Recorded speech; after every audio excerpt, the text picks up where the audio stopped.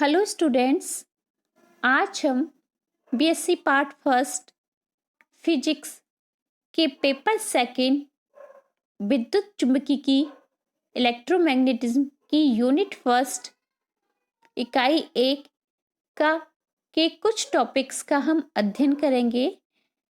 आज हम जिन टॉपिकों का अध्ययन करेंगे वो है क्षेत्र, अदिश क्षेत्र, सदिश क्षेत्र, अदिश क्षेत्र की प्रवणता, अदिश की प्रवणता कार्तीय निर्देशांकों के रूप में। सबसे पहले हम शुरुआत करते हैं क्षेत्र से। वह आकाश जिसमें किसी भौतिक राशि का मान प्रेक्षण बिंदु के निर्देशांकों पर निर्भर करता है, वह उस भौतिक राशि का क्षेत्र कहलाता है। माना कि हमारी कोई भौतिक राशि A है तथा कोई बिंदु P है जिसके निर्देशांक x, y, z हैं, तो बिंदु P पर भौतिक राशि का मान अगर A है तो A x, y, z का फंक्शन होगा। A is the function of x, y, z। भौतिक राशि की प्रकृति के आधार पर क्षेत्रों को दो प्रकार में विभाजित किया जाता है।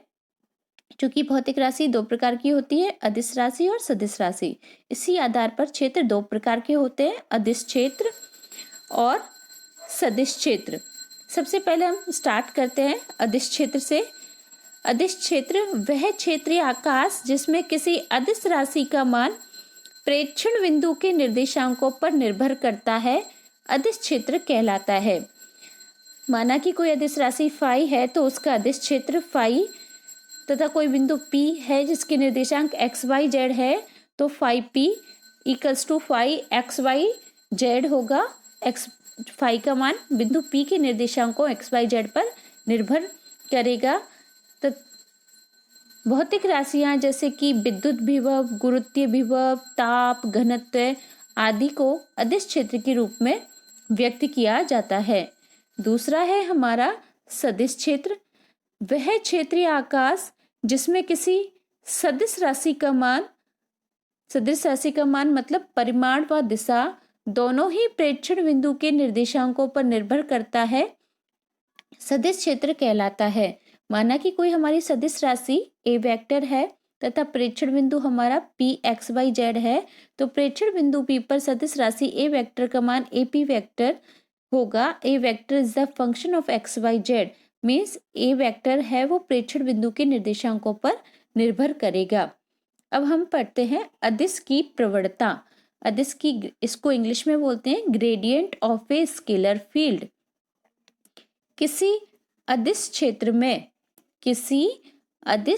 में अदिश फलन के अधिकतम परिवर्तन की दर को अदिश क्षेत्र की प्रवणता कहते हैं।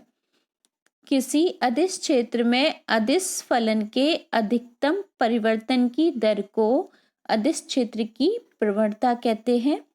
यह एक सदिश राशि होता है जिसकी दिशा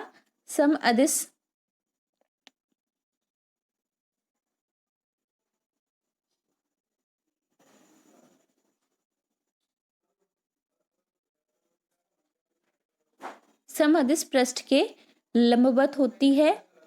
यह समअदिश पृष्ठ के लंबवत दिशा में जिसकी दिशा समअदिश पृष्ठ के लंबवत होती है। यदि समअदिश पृष्ठ के लंबवत दिशा में एकांक सदिश n कैप लें तो प्रवणता को हम निम्न प्रकार से निरूपित कर सकते हैं। प्रवणता अदिश क्षेत्र है हमारा फाई, तो अदिश की प्रवणता फाई इक्वल्स टू, इंग्लिश में इसको ग्रेडियंट फाई इक्वल्स टू के द्वारा व्यक्त करते हैं, equals to D phi over D N N cap जहाँ पर समअदिश पृष्ठ की दिशा में समअदिश पृष्ठ के लंबवत एकांक सदिश है, तथा D phi over D R N cap, D phi over D R maximum N cap के द्वारा हम इसको प्रदर्शित करते हैं। इसको और समझने के लिए हम डेरिवेशन लेते हैं। पहले तो समअदिश पृष्ठ क्या होता है? समअदिश पृष्ठ वह पृष्ठ होता है अदिश क्षेत्र में स्थित वह पृष्ठ जिस पर अदिश राशि का मान उस पृष्ठ के सभी बिंदुओं पर समान होता है, अर्थात उस अदिश फलन का मान उस पृष्ठ पर सभी जगह एक जैसा होता है, समान होता है। ऐसे पृष्ठ को हम सम अदिश पृष्ठ कहते हैं। इसके लिए हम डेरिवेशन करेंगे अदिश की प्रवणता निकालने के लिए। इसके लिए हम दो समअदिश पृष्ठ S1 तथा S2 लेते हैं। यहाँ पर दोनों समअदिश पृष्ठों को दिखाया गया है। ये दो समअदिश पृष्ठ हैं S1 तथा S2 तथा समअदिश पृष्ठ पर कोई बिंदु P है। समअदिश पृष्ठ पर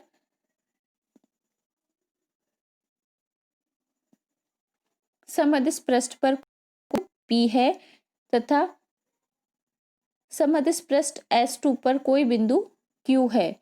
बिंदु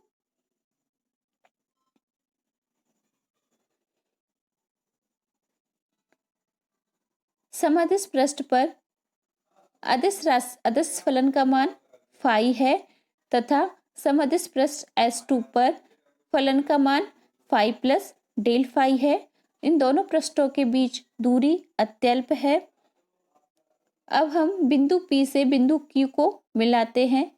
बिंदु P का स्थिति सदिश मूल बिंदु के सापेक्ष R सदिश है तथा बिंदु Q का मूल बिंदु के सापेक्ष स्थिति सदिश R सदिश प्लस डेल R सदिश है। बिंदु P तथा Q को हमने मिलाया तो PQ सदिश कितना होगा? डेल R सदिश, अर्थात OP सदिश इक्वल्स टू R सदिश, OQ सदिश इक्वल्स टू R सदिश प्लस डेल R सदिश और PQ सदिश इक्वल्स टू होगा डेल R सदिश। अब PQ दिशा में चूंकि समअदिश पृष्ठ पर हमारा अदिश फलन का मान है फाई, समअदिश पृष्ठ S1 पर हमारे अदिश फलन का मान है फाई तथा समअदिश पृष्ठ S2 पर हमारे अदिश फलन का मान है phi plus del phi. PQ दिशा में फाई के परिवर्तन की दर क्या होगी? Del phi over del R, del phi over del R तथा बिंदु P से हम S2 पर एक लंब PR डालते हैं। बिंदु P पृष्ठ S1 के बिंदु P से पृष्ठ S2 के पृष्ठ S2 पर हम एक लंब डालते हैं जो कि बिंदु R पर मिलता है। इस प्रकार S1 व S2 पृष्ठों के मध्य जो न्यूनतम दूरी होगी PR वो डेल N होगी तथा अभिलंबवत दिशा में होगी। अतः PR सदिश में फलन फाई के परिवर्तन की दर क्या होगी? Del phi over del N। PR सदिश दिशा में अदिश फलन के फाई के परिवर्तन की दर क्या होगी? Del phi over del N। यदि डेल R टेंस टू 0 है अर्थात दोनों समअदिश पृष्ठों के बीच की दूरी अत्यल्प है तो त्रिभुज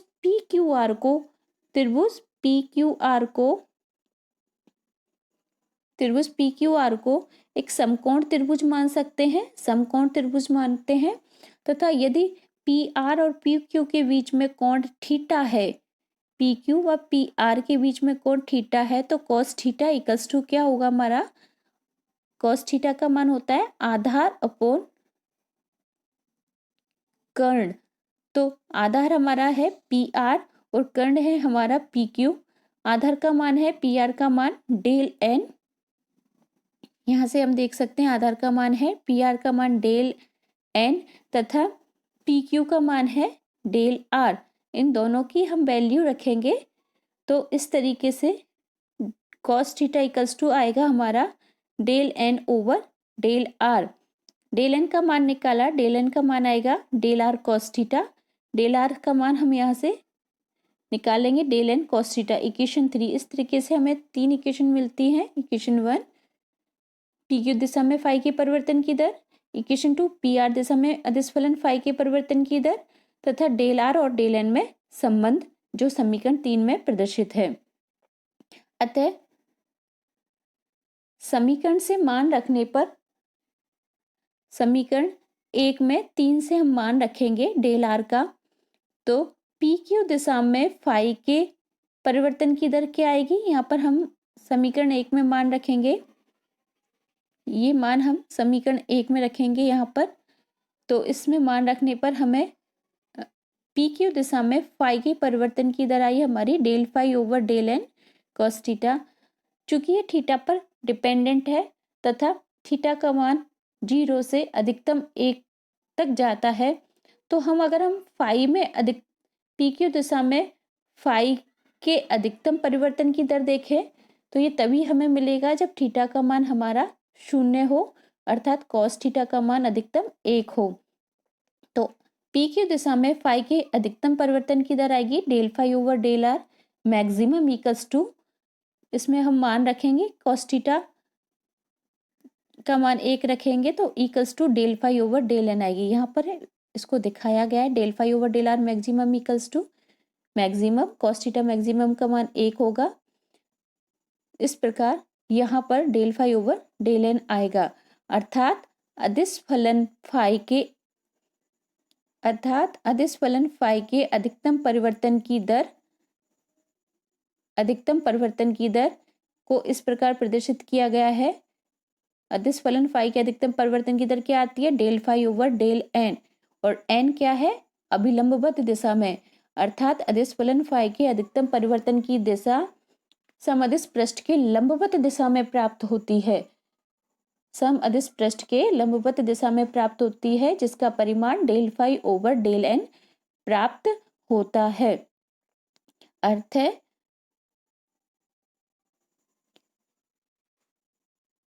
अदिश फलन की प्रवणता क्या होगी, अदिश की प्रवणता अदिश क्षेत्र में अदिश फलन के अधिकतम परिवर्तन की दर को अदिश की प्रवणता कहते हैं, और इसे हम ग्रेडियंट फाई के द्वारा प्रदर्शित करते हैं, और इसका मान del phi over del R maximum equals to del phi over del R maximum equals to del D phi over D N होता है, और एन कैप इसकी दिशा होती है अभिलंबवत दिशा के। ठीक है स्टूडेंट्स, हम नेक्स्ट लेक्चर में अदिश प्रवणता का कार्तीय निर्देशांकों के रूप में निरूपण देखेंगे। धन्यवाद।